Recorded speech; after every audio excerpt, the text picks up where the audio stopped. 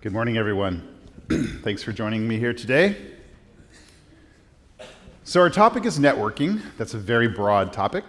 So we're going to quickly skate around and skate over a lot of, I hope, interesting issues. And we'll stay after and talk later. And if you need to go deeper on some of these topics, please see me or solutions architects from AWS or some of our partner experts to go deeper. But I thought it was worthwhile to give a little bit of an overview, talk about some of the trends, some of the enhancements in the various AWS services that relate to networking generally, and then briefly at the end, some of the big customer requests that people are asking for. So we'll talk about networking at scale, a little bit about the infrastructure and the physical infrastructure of networking. Protocol trends, I'm going to highlight a couple of enhancements that have been created recently in our cloud platform. I'm going to make sure people are aware of. In the protocol space, I'll talk a little bit about some of the enhancements for CloudFront and virtual private cloud networking technologies, a bit about load balancing, and then future directions. So let's get going here. So first of all, the AWS cloud, as you have already heard today, is comprised of 16 regions, 42 availability zones, 90-some edge locations. What this slide illustrates is that we have developed over the years a very powerful private backbone that interconnects all of our regions and most of our edge locations. But all of our regions, all the traffic between one region or another, once you get onto the Amazon network, is transported by Amazon to the remote locations. And all of these lines represent 100 gigabit minimum links, always redundant. Minimum connectivity is going to be 200 gigabits per second. And in almost all cases, we have quite a bit more capacity than that. So you have, as you build on the AWS platform, this very powerful physical infrastructure that's constantly being enhanced, constantly developed. And just to give you some idea of the rate of change, we're not, as many vendors are today, we don't give out a lot of details about some of these things. But there's one piece of public data that you can get for yourself, so I'm going to do you a favor and bring it up for you. And that is, if you look at the BGP protocol, so the protocol used by routers around the world to exchange routing information, the BGP databases will reference what the Amazon ASN, the autonomous system number, is for AWS, and they'll tell you, it's a public knowledge, where we do public peering and what the data rates of those peering points are. So over time, I have occasionally looked at those databases and compiled the information just out of my own curiosity, and seen the number of points of presence grow, as you can see at the bottom of the slide, over a period of about a little over 2 years. These are not obviously perfectly spaced, from 69 to 95 points of presence, and the terabits per second from about 1.8 to over 7 terabits per second of public peering available from the Amazon network. This is public peering, so there's a lot more private peering, which is not in the public BGP databases. And you can extrapolate that, add quite a bit to that last number to get a sense. And this just gives you some sense of scale of a large-scale hyperscale network. Let's move on to hardware innovation. So we're very much in the hardware business as we build out these very, very large-scale cloud platforms. The material I'm about to present is a very brief summary of material you can find from a keynote that was given last year at our reInvent conference by James Hamilton. So if you want the gory details, I encourage you to Google James Hamilton reInvent 2016. Watch a really fascinating talk that he gave where he went into more gory detail. But the main point that James was making was the networking equipment was the last mainframe. It was the last part of the industry that was fully vertically integrated, from physical equipment and chipsets and chassis and everything else, power supplies. Do you remember what a power supply cost for a router? It still does. All the way up through the software, the sort of application layer, all the features, all the way up to the user experience. Everything was fully vertically integrated. So you go to a vendor and you would buy the thing, and it was all from one vendor. And when you're in those type of markets that are fully vertically integrated, you don't get the ecosystem benefits of a market which has competition at every layer. Like if you look at on the other, like at the sort of x86 server market, you see competition at every layer. Right now, not much competition on the chips, but that seems to be coming back. AMD's got some really cool chips coming out. But everything else, super competitive. And the same thing is now happening in networking gear. So you have a whole bunch of ASIC suppliers. We've been very happy with Broadcom as a supplier, but there's many other great suppliers out there. All the different chassis makers, all the ODM manufacturers. Software is available. You can do licensing of switch operating systems and so forth. And so what we've done to meet the needs of a hyperscale platform is we've actually now built all of our own networking equipment, which meets our exact needs, has much better price performance. And if a bug emerges that is causing us problems, we don't have to get in line to have someone else fix that. We fix it ourselves. So this has been a very big change for us from where we started 11 years ago, using off-the-shelf kind of equipment for networking, to now, in general, very, very bespoke equipment that we develop to meet our exact needs, with a lot of really great benefits. Another interesting thing he talked about was software offload in the virtual machine service. So EC2 is our virtual machine service, and packet processing, TCP/IP processing, is a highly repetitive workload. It's got to be super fast, super efficient, and we build a virtual overlay network, which we call virtual private cloud. How many of you have seen or heard the presentation, Day in the Life of a Billion Packets? It's a presentation that's been given a number of times. I'd highly recommend it for those interested in virtual networking. And we'll describe for you how the VPC network works. So every customer in this environment can have the same exact IP space, and they never collide with one another. Why? Because above the physical network and the physical substrate of TCP/IP, we build a complete virtual layer as well. And all of the packet processing to wrap and unwrap those packets happens on this offload card, which enables us to be super efficient, take a lot of CPU usage off of the main processor, which is where your virtual machines are running, and therefore run more efficiently, more reliably, and also huge security benefits, because even if you somehow break out of the hypervisor and have access to physical hardware, you still don't have access to the physical network. You're still going to be wrapped inside a virtual network that you can't break out of. So a lot of really nice capabilities in the physical layer. So let's jump to protocols. And the most important update I want to highlight over the last year is the widespread introduction of IPv6 into our environment. So IPv6, as you know, has been around a long time. Adoption has been slow. The good news is that the vendors, especially like the operating systems, are very rich and complete and well-tested, well-debugged support for IPv6, whether it's Linux or Windows. Most of the networking gear are the same. Customer deployments, though, have been fairly slow, and it's still not super commonly used, but we've now brought to market a rich set of capabilities in this area for really two reasons. Number one, there's a regulatory requirement. Many government customers and some education customers really ask for this as a requirement. They say, look, we want IPv6. This is our future. This is the right thing to do. We're running out of address space in IPv4, all the usual reasons. So that's been a mandate that we've wanted to be able to comply with. But beyond that, there's now, beyond just kind of like check the box compliance, there's now a growing number of customers, especially, not even so much in government, unfortunately. They have the mandates, but they don't actually use it much. But in the commercial space, we have a number of customers, ISPs, telcos, et cetera, that really make heavy use of IPv6. We have a customer in the space of cable TV space, where all of their set-top boxes run nothing but v6. They boot from the cloud, they run a pure v6 stack to EC2, and so all the communication is over v6 for a very large fleet of set-top boxes running off of a large fleet of servers in EC2. So that's an example of a great practical use case where it really made sense to support v6. So we've got a good start, I would say. There's more we can do, but we've got all the edge services running v6. So we have CloudFront, our content delivery network, the web application firewall, and Route 53 DNS service all running v6. Route 53 obviously not only listens on v6, but supports Quad A records and all the necessary gunk that you need for v6 to work from your DNS server. And on the regional side, we have full S3 support. This is, again, a case where many mobile apps, so like, for example, if you're certifying an app for iOS now, you have to prove that it has good v6 compatibility.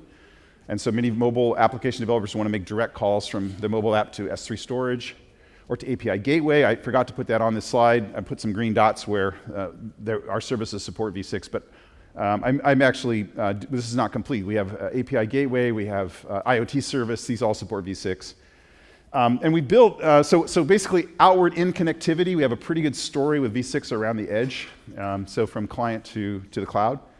Within EC2, we have a very rich capability now. It's a dual stack capability. You can't run a pure v6 network, but you can run dual stack. and do all your communication over v6 inside of a VPC. And we do some really nice, clever things. We give you a full allocation of globally unique addresses for your VPC.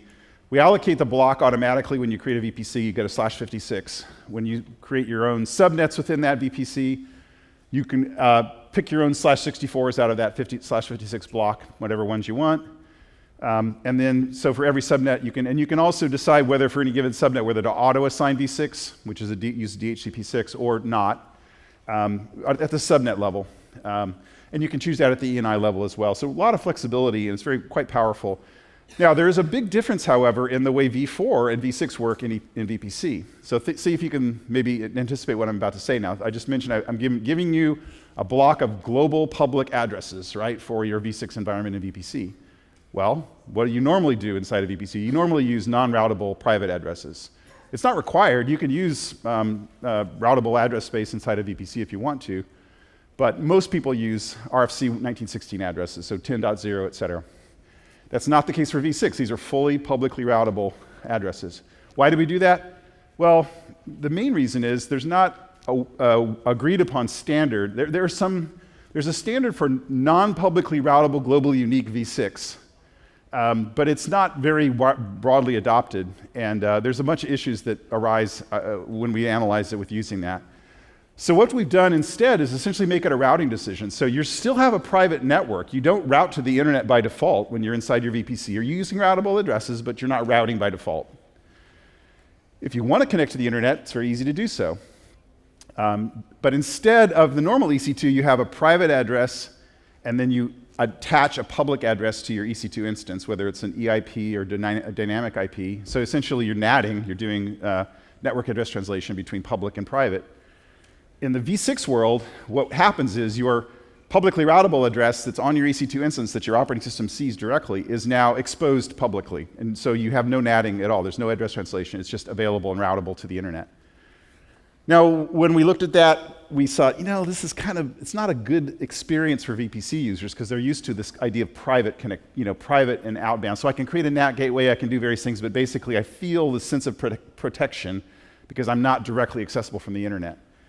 So what can we do for the v6 user that is compatible with the v6 model? We don't want to invent new standards or break standards, but gives the experience of the normal VPC. And so what we came up with was this idea of an egress-only gateway. So there's a special new type of gateway for VPC. It's called an egress-only gateway. So if you want to have your EC2 instances reach the internet, you have two choices. You can use an internet gateway, which is a full bidirectional connectivity, so your EC2 instance is on the internet, full stop. Okay, that's one option. And for any given subnet, you can set up an IGW to route to the internet and back. Okay, but most people, we think, will want more like the v4 experience, which is easy outbound access, hard inbound access, right? And that's what the egress-only gateway does. The egress-only gateway, think of it as a stateful firewall for your entire environment, for your whole VPC or your whole subnet, which allows the creation of outbound connections, but doesn't allow the creation of inbound connections. And when I say connections, I mean both literal connections, TCP, SYN, ACK, blah, blah, blah, but also logical connections, UDP, right? UDP send to a destination port, I have a source port. Logically, when a reply comes back from that destination address with that source port to that original reply port, that's a logical connection. A firewall can tell that that's a UDP outbound and a reply for the same connection. And the egress-only gateway mimics that behavior globally and allows you to have v6 running, publicly routable v6 inside your VPC, but only outbound connections will work. So essentially, you get the kind of protection that you get from NATing, but not the address translation. So that's one detail that I think is worth understanding. There's a bunch of other cool things about v6 and VPC that I won't go into. What about HTTP 2? So raise your hand if you know what HTTP 2 is. It's a new standard for the HTTP protocol. HTTP 1.1 has been around a long time, and it has some significant limitations that have emerged over the years. People have found things they don't like about it. And so a few years ago, actually Google pioneered an alternative they called Speedy SPDY, because they said, hey, let's update this protocol. It's got some performance issues, especially for browsers. Not so much for API type access, but for browsers. there's a lot of issues. So for example, the overhead of the headers in the request is very high. There's the textual encoding, which is nice, human readable, that there's text messages floating around, very easy to debug and see what, using a network filter, whatever, but it's very inefficient, right? Binary formats, binary encodings can be way, way more efficient than text-based. But probably the biggest one is the lack of the ability for pipelining and in sort of anticipatory use. So in a traditional HTTP, I'm constantly opening connections, making requests, and closing connections. Or I may leave it open, but it's just kind of an optimization. There's really nothing about the protocol that allows for multiplexing. I can't sort of officially say, okay, here's an open TCP connection, now I'm just going to multiplex a ton of requests over that one connection. Nor can we do something called server push, where the server says, okay, you asked for this URL, but I'm going to send you that URL, and I know exactly what you're going to ask for next, because inside that body of that thing I'm sending you is a whole bunch more URLs. So in HTTP 2, the server can send the anticipated needs of the client as part of the response. So the client asks for foo, and the server sends foo and bar and bat and a bunch of other stuff because the server knows exactly what the client's going to ask for next. So by the time the client gets around to, say, rendering an HTML page, say, oh, I need these 3 other things. They're already in memory on that server, on that client, because the protocol supports that super efficient, that really nice optimization. So that's a couple of really nice capabilities. There's many others. So you get that for free if you want to use it on our load balancer, application load balancer, as well as our CloudFront content delivery network. Now, those services are not currently using HTTP 2 to reach back to your code, to your application. And if there's a need for that, we will want it. But that's a different use case, like especially in the ALB case. You're inside the same region. The fact that the protocol is a little bit chatty is not going to really impact you much. It's really those kind of long distance over the internet type connections where, with high latency, that this protocol really gets some big wins. So just briefly, CloudFront enhancements. There's a bunch that we've released over the last 6 to 9 months. The one that I'm most excited about is Lambda at the edge. So if you heard the keynote, you heard me talk about Lambda serverless compute. Really powerful idea of just upload code snippets, wire those snippets up to events. Events fire, your code runs. Completely stateless in the sense that by the time your code stops executing, it either it's done whatever it's going to do, and it's either stored state that it's created, or it doesn't need to manage state at all. But there's no state in the code itself, no state that's persistent in the code. And now that type of technology has been enabled for our content delivery network. So literally, when a customer request comes into the edge of the network, and that request is terminated at the edge server, if you have TLS involved, then the protocol's cracked, and now there's unencrypted data flowing through the memory of that edge server. It's encrypted on the wire, but decrypted in memory. Now, each request that comes in, a Lambda event fires, and you can run code, and you can do anything to that request. You can rewrite the packet inbound, you can rewrite it outbound, you can get an event before, at the inbound request as it hits the edge, or you can have an event that fires when you're going from the edge to the origin.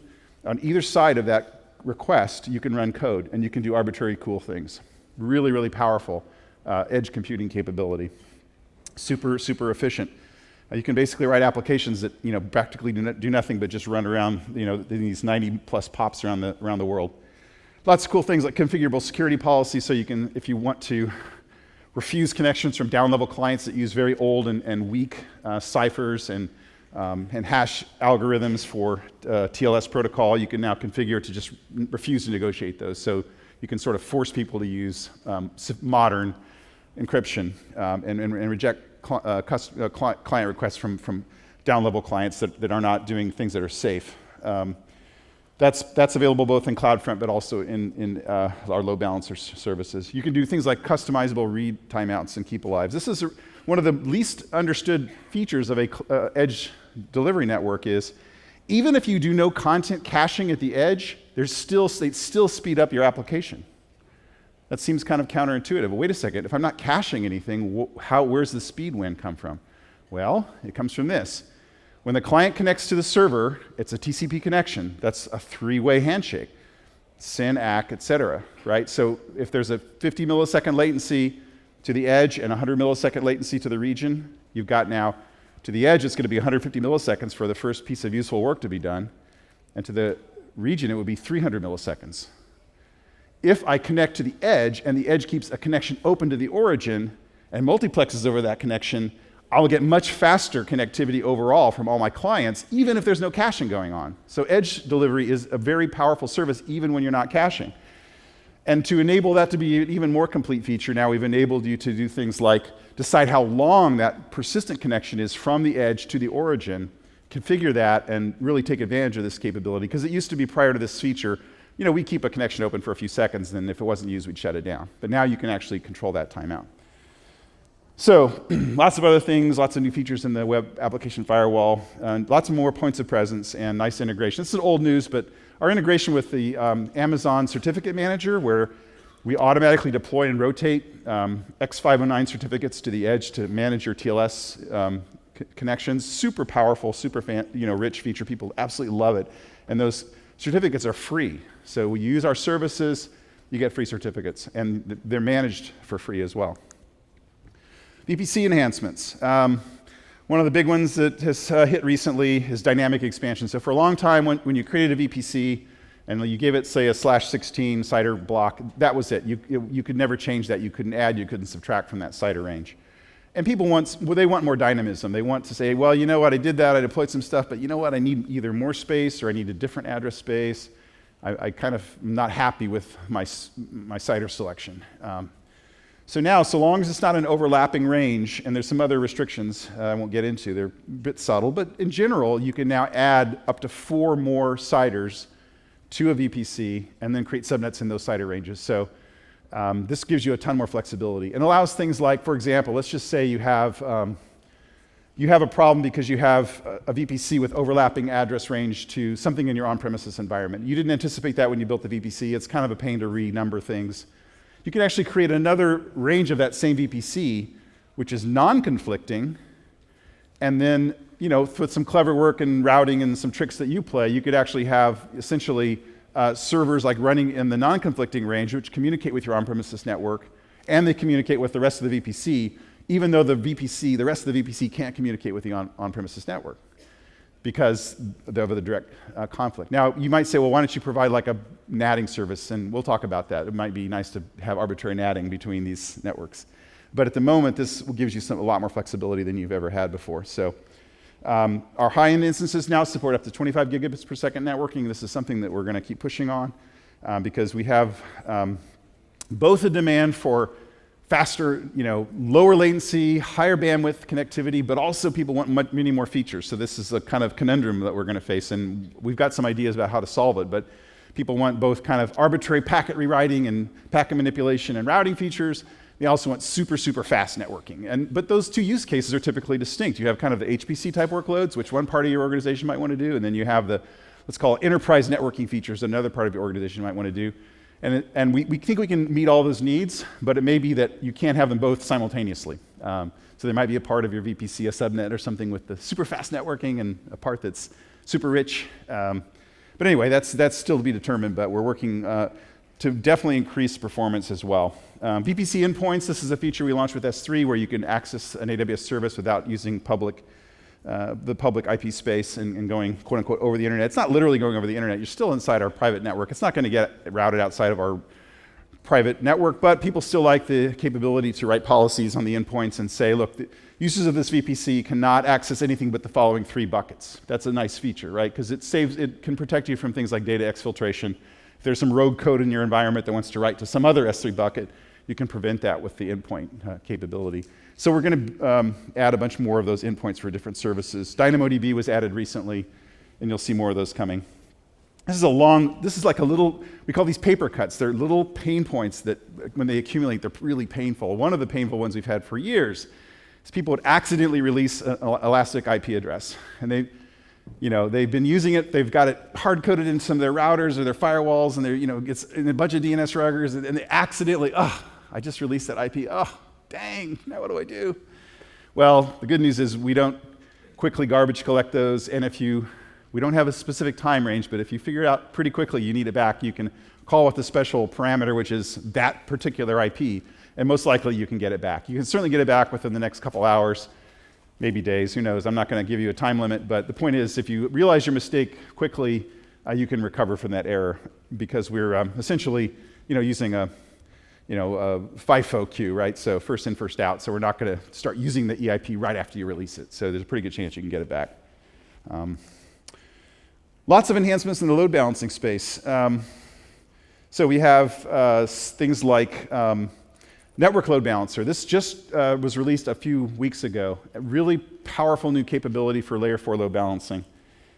It provides some really interesting abstractions. So for example, when you create this load balancer and you interact with it within your VPC, it appears to you to be a single private IP address, a single ENI, and you might have a big fleet of servers behind that, and you're thinking to yourself, how can this work? How can this not be a bottleneck, right?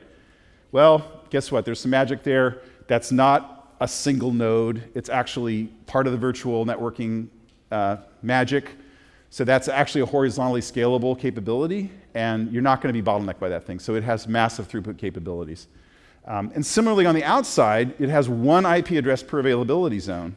And once again, it's not like there's one physical node that all that traffic is going through.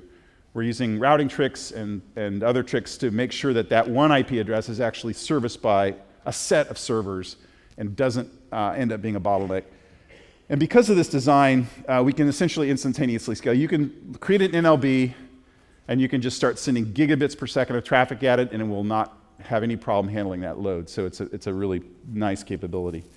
It's kind of the reverse of NAT gateway. I mean, literally, it's underlying technology is very similar.